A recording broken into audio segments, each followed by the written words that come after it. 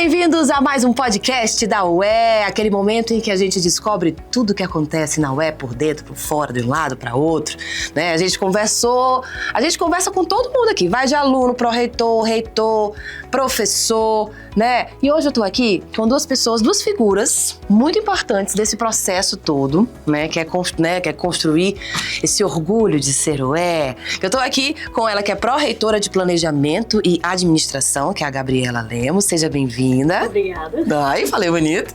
E também tô aqui com o pró-reitor de Orçamento e Finanças, que ele é o Mariano Melo. Seja bem-vindo. Obrigado.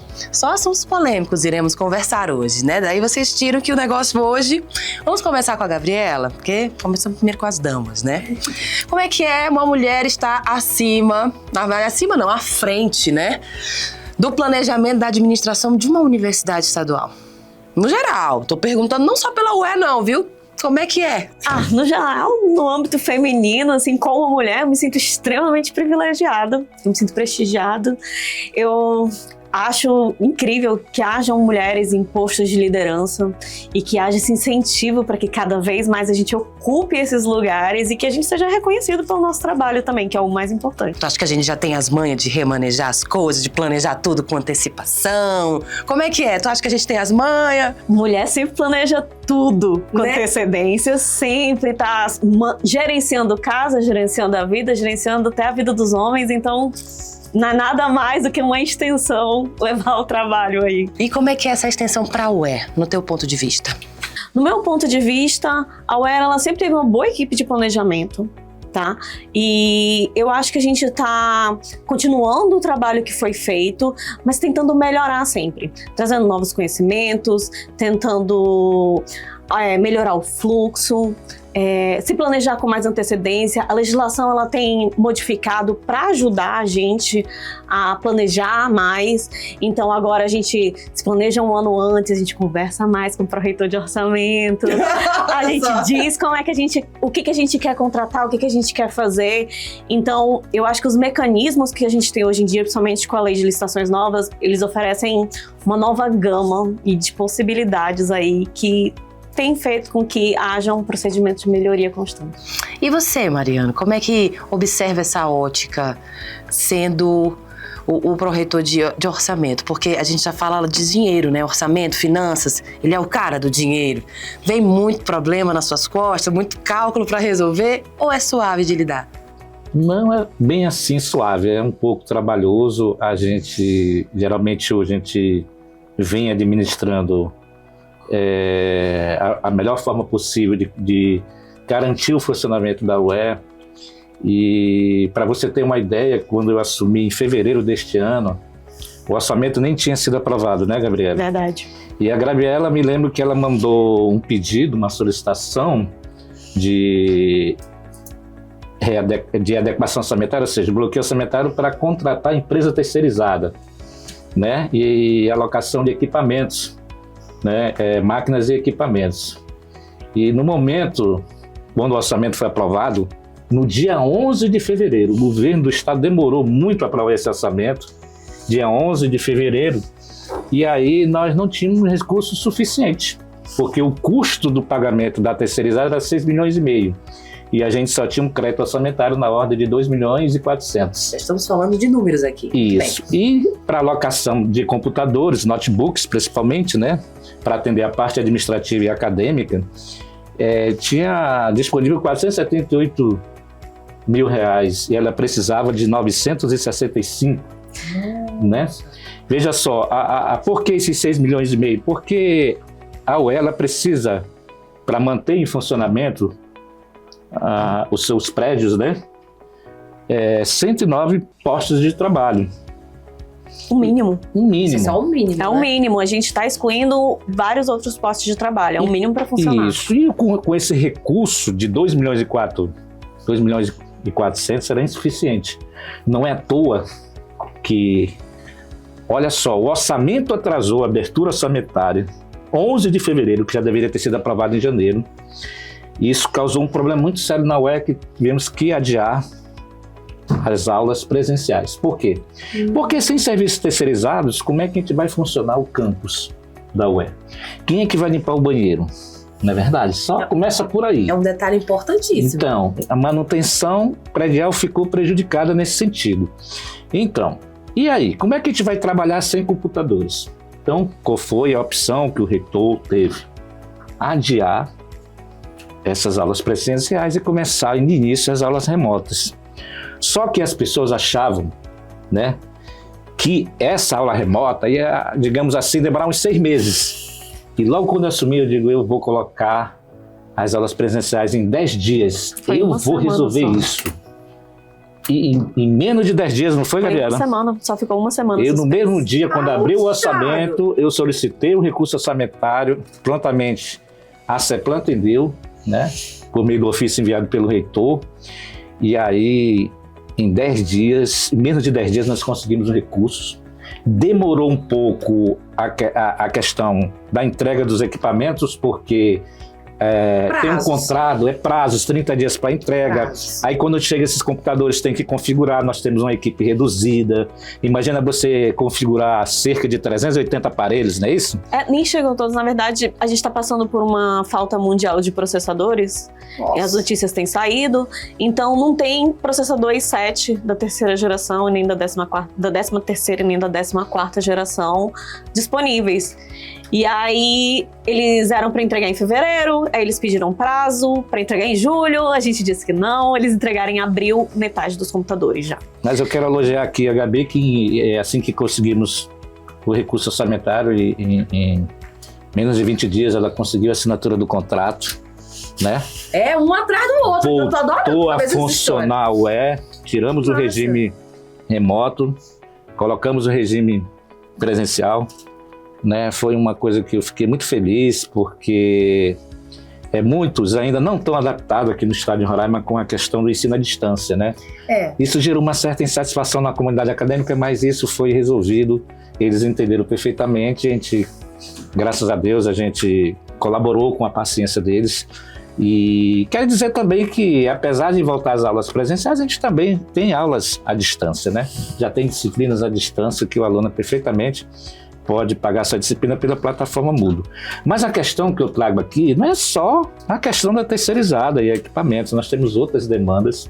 Na verdade, eu quando assumi, eu digo, meu Deus do céu, eu vim aqui não só pagar, não só fazer orçamento, eu vim gerenciar conflitos. Exatamente. E é isso que eu estou fazendo, gerenciando conflitos. Evelyn, para você ter uma ideia, a UE, no início de 2025, Gabi, ela fez uma proposta orçamentária de 137 milhões de reais. Isso. Uau. E enviou essa proposta para a CEPLAN. E aí, a CEPLAN, através do seu corpo técnico, eu não sei se foi aleatoriamente esse corte, que cortou em torno de 24% do orçamento da UE. Então era 137 milhões e nós ficamos só com 105 milhões de reais. Engraçado você falar assim, porque agora, conversando com vocês, só 105 milhões para uma universidade, assim, eu falo só, porque realmente, não, eu precisei de 500 mil aqui, eu precisei de 6 milhões aqui, e ainda falta muita coisa para deixar a estrutura... Exatamente. Mas eu quero deixar bem claro, 105 milhões já incorporando as receitas orçamentárias de convênio. Convênio é uma receita vinculada, 1,5 milhão. Então nós tivemos só 103 milhões de reais disponíveis. 79 milhões para pagamento de folha, 16 milhões para custeio, né? Despesa de custeio, água, luz, telefone. Investimento veio 6 milhões e 700, quase 7 milhões. Isso perfaz os 6,82% do orçamento, tá? Então a gente ficou com 77% desse orçamento de 103 milhões, ficamos com 79 milhões, que equivale a 77%. Ficamos com 16% para custeio e 7% para investimentos. É muito pouco, muito 7%. Pouco. E aí começou o ano, né? Nós temos um desafio muito grande. A Gabi, depois que a gente sanou esse problema da terceirizada dos equipamentos, agora surge outro problema, que é a aquisição de material de consumo, que é para atender as necessidades dos serviços terceirizados. Nós estamos atrás desse dinheiro, mas vamos conseguir, graças a Deus. E para você ter uma ideia, eu fiz uma análise Evelyn, dos orçamentos dos poderes assim que eu assumi. Eu peguei o orçamento do Ministério Público de Contas, Ministério Público do Estado, eu peguei Para desencargo de consciência. Isso, eu peguei o orçamento do Poder Judiciário, do Poder Legislativo, que são poderes que recebem de duodécimo. Já que a UE não é nenhum poder, mas recebe duodécimo, eu fui verificar que a média de aumento do seu orçamento de 2025 para 2026 girou em torno de uma média de 17,87%. Né? 17,87%. Teve poder aí que eu não vou dizer o nome, mas... né? Segura. Teve 34,40% de acréscimo. Aí, Evelyn, me faz essa pergunta. Mariano, quanto foi o acréscimo da UE? E aí? Você quer que eu responda? Quero. Menos 5,85%. Nós não tivemos acréscimo, muito pelo contrário. Redução no orçamento de menos 5,87%. Educação, né, gente? E aí, quando o orçamento é aprovado, eu faço uma análise da abertura do orçamento de 2026. Aí eu verifiquei que no programa de ensino, no programa de extensão, no programa de pesquisa, no programa de apoio administrativo, que é a base da Gabi, parece que os números assim foram combinados, ou seja, cortaram 60% do orçamento. Nós ficamos com 40% do orçamento. Isso vocês dizem porque você está lá há quanto tempo na Pró-Reitoria? Eu tô lá desde novembro. Desde novembro. Não faz muito tempo. E você em fevereiro entrou agora, né? Mas eu tô conversando, parece, com pessoas que estão lá há anos, que já sabem do histórico. E aí você me veio com uma questão interessante. Como é que é pegar a UE do jeito que ela veio? Já que vocês pegaram ela recentemente, né? De certa forma, em menos de um ano, Então, né? eu posso responder por mim. Quando eu fui pró-reitor, eu deixei a UE sanada. Inclusive, quando eu assumi a UE, ela tinha na época, em 2015... Isso foi antes da polêmica. Isso, tinha um débito só de pé em torno de 7 milhões de reais. Uau. Não repasse do imposto de renda, 4 milhões. Então, eu sanei tudo isso. E tem mais, a UE, ela passava quase 40 dias para receber, né? E eu coloquei, saneei as finanças da UE em menos de um ano, né? Em menos de um ano, que hoje é o secretário, hoje o Kardec, né? Na época ele era secretário, um secretário de carreira, ele é fiscal da Fazenda. Coloquei a situação na qual ele estava passando, ele resolveu isso aí, transferiu os recursos e prontamente eu saí em 2018 por uma questão política, não foi questão técnica, deixar bem claro aqui, mas eu sempre vesti a UE, ou seja, eu tenho orgulho de ser UE. Muito antes dessa campanha, que massa! Exatamente. Então, eu depois que eu saí, eu vi as coisas assim me desandar um pouco, sabe, Gabi? Mas, assim, eu não podia fazer nada porque eu não era da gestão, né? E aí eu disse, olha, já que eu dei a contribuição para a gestão da UE, eu agora vou ser coordenador de curso. Virei coordenador de curso, nós implantamos o Núcleo de Apoio Fiscal, né, que é o NAF. Nós tivemos em primeiro lugar, no ano passado, de atendimentos ao público. O que é o NAF? É apoio contábil e fiscal para a sociedade. Ou seja, o MEI, né, que está precisando de emitir uma nota eletrônica, que está precisando fazer sua declaração. É a pessoa física que quer fazer sua declaração física, a gente vai lá e faz. E assim, mesmo com a carência de recursos, nós implantamos o NAF. Hoje o NAF funciona normalmente na Universidade Estadual de Roraima. Muito massa. E você, Gabriela? Não, quando eu cheguei, a pró-reitora que estava antes de mim, ela já vinha num processo de tentar sanear as coisas e substituir os contratos e os processos, mas essas coisas levam tempo e exigem um planejamento que não existia. Então, você tentar fazer as coisas sem você antes ter se planejado, sem você ter previsto, sem você ter pensado, esse contrato vai acabar, vamos abrir ele 18 meses antes para tentar renová-lo, é complicado. Então, a gente passou por situações, algumas imprevisíveis, como aconteceu com a terceirizada, que teve a suspensão dos serviços e a gente teve que acelerar o processo de contratação e de adesão de uma ata. Até no teu planejamento tem que pensar no orçamento. Tem que pensar no orçamento. Na verdade, é isso. O professor Mariano foi lá, ele pediu o orçamento, a gente contou com aquele dinheiro e quando a gente foi se planejar, a gente, se ficar nesse valor aqui ou até esse valor aqui, 6 milhões, vai dar certo. vai dar certo, porque ele é mais baixo do que o valor que a gente estava pagando antes, não muito mais baixo, um pouco mais baixo, e a gente vai conseguir, ninguém vai cortar o nosso orçamento tanto assim. E aí a mesma coisa com os computadores, a gente, tá acabando o contrato, vamos fazer um pregão. Fizemos o pregão, o valor foi mais baixo, vai dar para pagar então. E aí a gente não contava com reduções muito grandes, necessidade de remanejamento, e aí tem fatores externos que atrapalham o planejamento, porque o planejar é diferente da realidade. Leva um tempo para planejar, tem a negociação, tem a análise, tem a confirmação, tem a homologação, até a execução, né? Exatamente. E aí tem um tempo de execução, aí tem um tempo de resposta dessa execução, enfim, isso é para começar, né? E aí as soluções que a gente tentou arrumar na época, elas não eram funcionais, e a gente, por exemplo, a questão dos computadores, a gente tentou prorrogar, a gente não podia prorrogar, ele estava na lei antiga, e aí quando veio para a lei nova, tinha que ser um contrato novo, porque já estava no prazo máximo dele.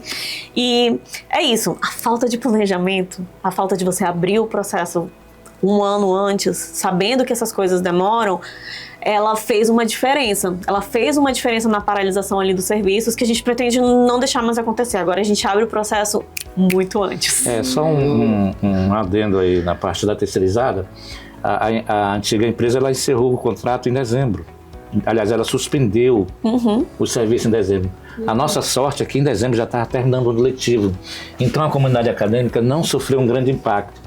Mas a Gabi, ela já estava, desculpa dizer isso, a Gabriela, ela já estava providenciando um novo contrato. Só que para assinar um novo contrato eu tenho que ter orçamento. E tem que ter a nota de empenho. Como é que eu vou gerar uma nota de empenho se não tem um orçamento? Foi por isso que demorou contratar os serviços terceirizados. A parte acadêmica, tanto de docentes e alunos, não entende, mas nós temos que seguir o processo burocrático da lei. Nós não podemos atropelar a lei, até porque nós seguimos o princípio da legalidade, só podemos fazer aquilo que a lei nos permite. Então é isso. E agora é um outro desafio que eu vou ter, porque eu fiz um levantamento desse ano de 2026, a UES está com déficit de 6 bilhões e 700 mil reais. Nossa. Isso já foi passado no Conselho Universitário. Desses 6 milhões e 700, a gente tentou por suplementação sanitária, mas até agora a gente não teve uma resposta definitiva do governo, né? Mas o que eu fiz? Já que está demorando essa resposta, eu vou ter que remanejar dentro do orçamento interno mesmo da UE, tirar 4 milhões e 907 mil, né? Vou ter que remanejar, não, vamos ter que apertar o cinto, viu, Gabi? Tirar... Já estamos apertados. Exatamente. Vamos ter que tirar... Cintura tá fina da UE, ó. Tô vendo desse jeito. Isso. Nós vamos ter que tirar recursos onde que não seja muita prioridade, né? Vamos priorizar aquilo que é relevante, o que não for a gente vai cortar, e vamos ter que ainda remanejar recursos na ordem de 2 milhões e 100. Remanejar não, suplementar, ou seja, o crédito suplementar é aquele que o governo vai ter que disponibilizar. Mas isso a gente já está nas tratativas, né? Estamos esperando aí o governo liberar esse crédito, e a minha missão é não deixar a UE parar. Tá certo? Então, a gente está trabalhando nisso. A comunidade acadêmica, ela pode ter certeza que daqui para frente esses fatos que ocorreram no passado não vão se repetir. Não mesmo.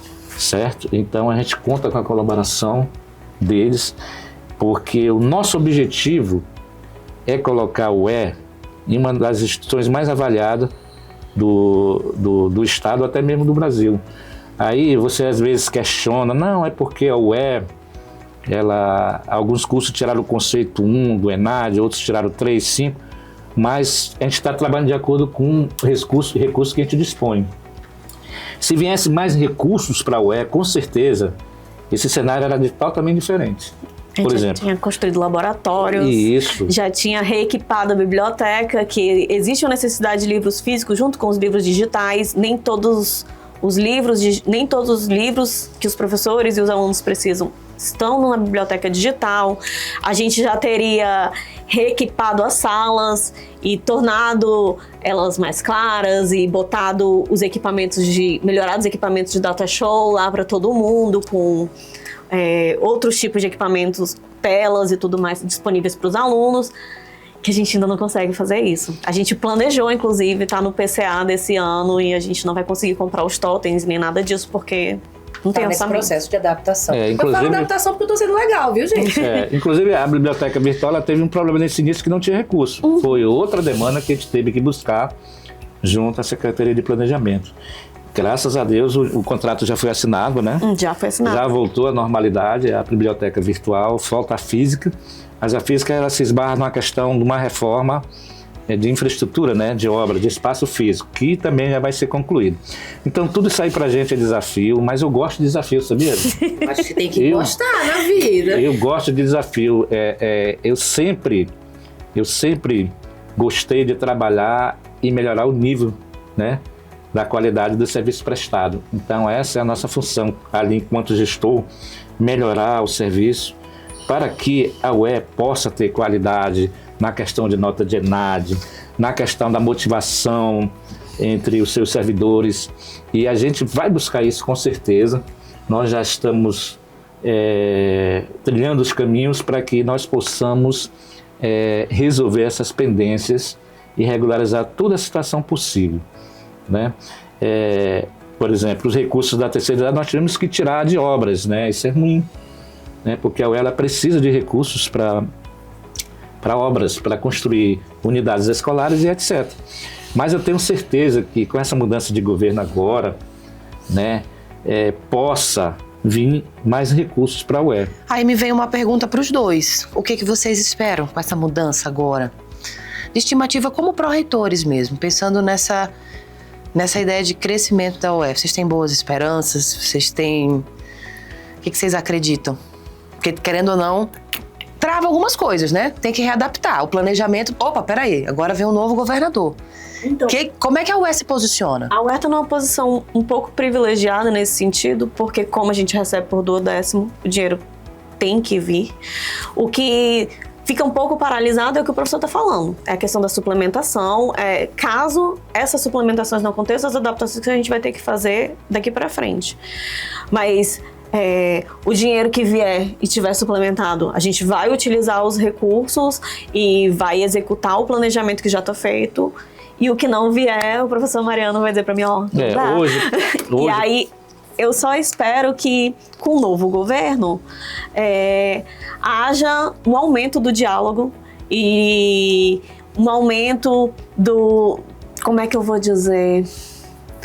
um aumento do olhar sobre a instituição. De dizer assim, olha, isso aqui é uma instituição de educação superior, é a única do estado, a gente está tentando interiorizar, a gente está em Rorainópolis, a gente quer ir para outros municípios, então vamos tentar ampliar ela e dar foco a ela e dar o máximo de força possível. Não sei se vai acontecer.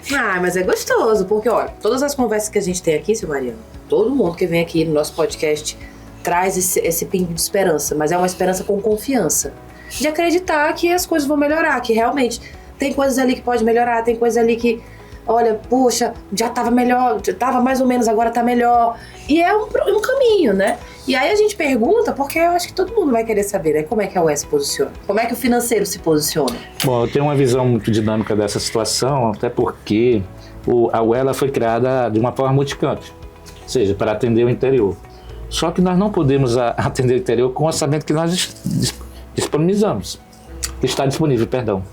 Então, se o governo quer levar a educação superior para o interior, ele tem que alocar mais recursos, porque o papel da UE não é só levar o ensino, não, é também proporcionar o desenvolvimento econômico e social do Estado. Exatamente. Você vê pessoas do interior que vêm lá do interior, por exemplo, Normandia, quando a gente tinha núcleo lá, né?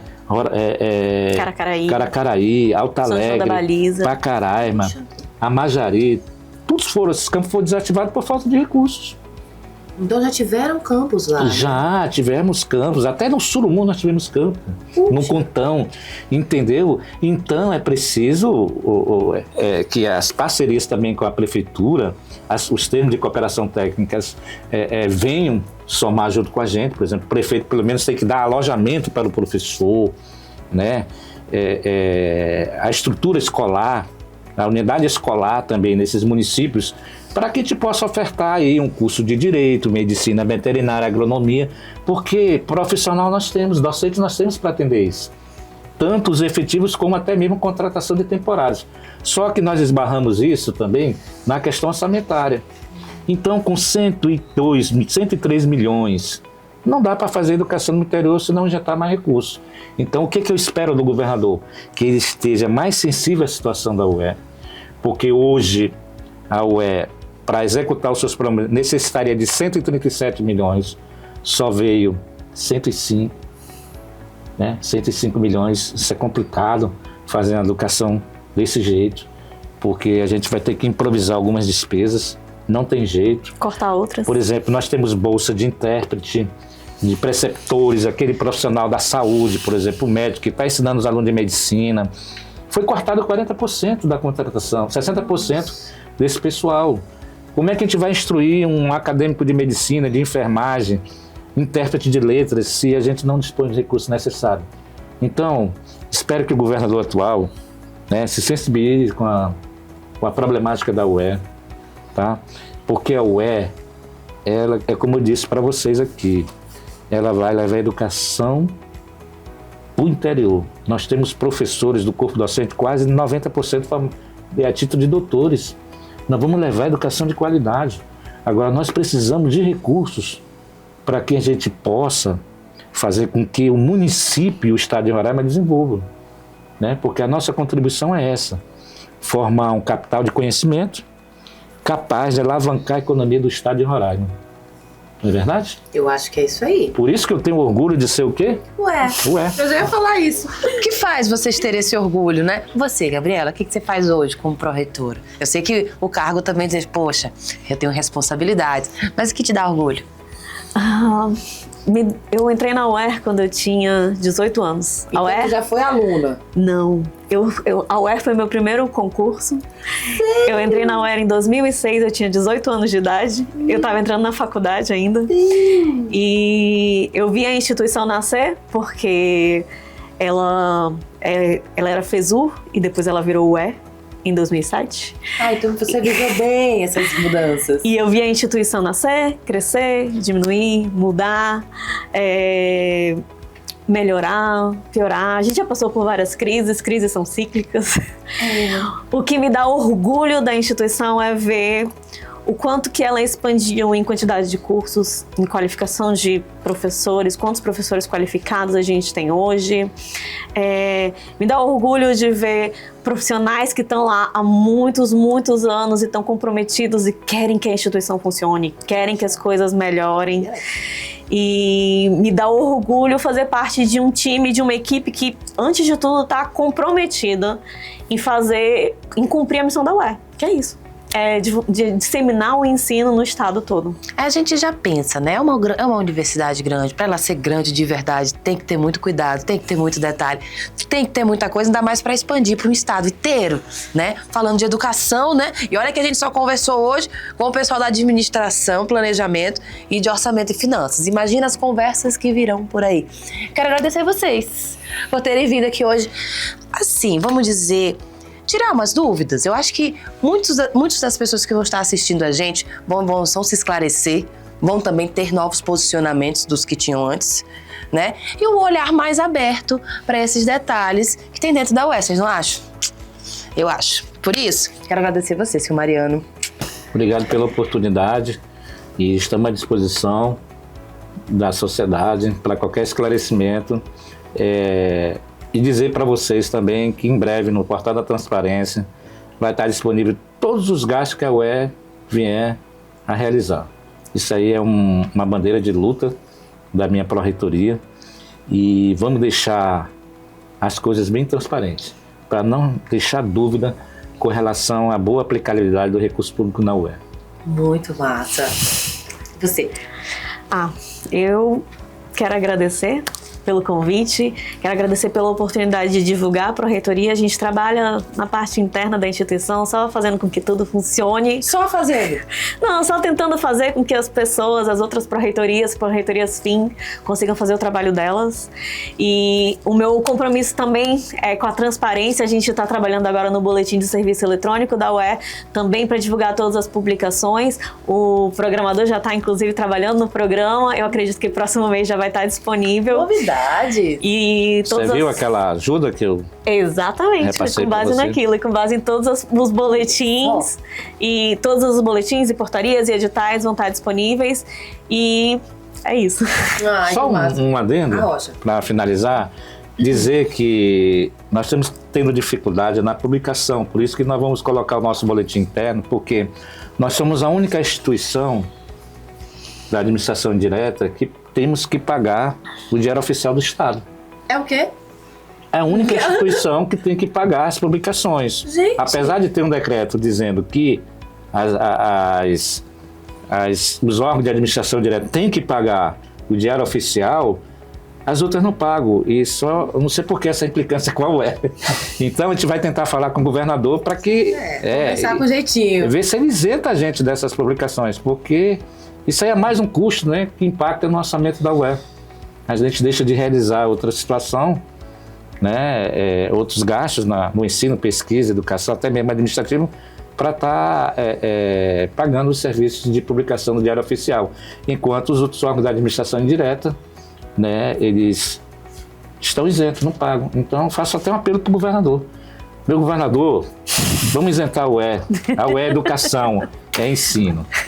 Homem atento demais. Ei, o senhor, eu virei sua fã. Homem atento a todos os detalhes, a porcentagem dali. Olha, muito legal conversar com vocês, gente. Muito obrigada mesmo pela acho que essa foi uma surra de conhecimento pra mim, pra todos vocês que estão aí. E voltem sempre que tiverem novidades, pra falar coisa boa mesmo, que vocês conseguiram fazer, de levantar mesmo a UE. Porque tudo que for de trazer orgulho pra UE, a gente conversa aqui, viu? Muito obrigada. E pra vocês, meus queridos, olha, esse episódio, né? Muito legal, né? Um monte de assunto caliente pra gente conversar, pra gente pensar, se posicionar. E até o próximo episódio, viu? Com muito mais novidades só pra vocês, viu? Tchau, tchau.